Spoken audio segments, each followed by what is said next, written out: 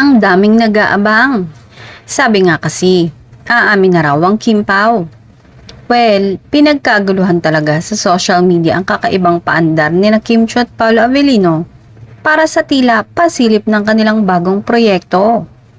Pinalabas nga kasi na nalik ang sweet chikahan ng Kim Pao na nakapost sa social media ng Dreamscape Entertainment. Maririnig nga sa audio na mistulang pumasok si Paolo sa dressing room ni Kim para pagplanuhan kung kailan ang perfect time para sa kanilang anunsyo.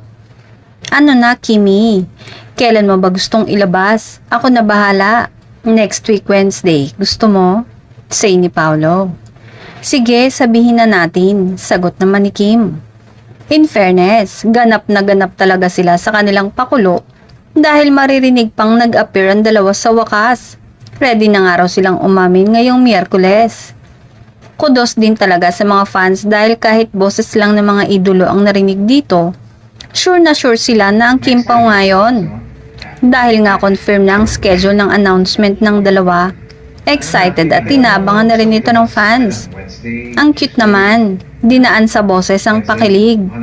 Grabe ang pagkasweet ng boses ni Kimi at voice ni Pao. May bago nang dapat abangan, komento ng netizen. Sige. Sige, sabihin na natin. Game. Ano? Kailan? Wednesday? Tuesday? Wednesday?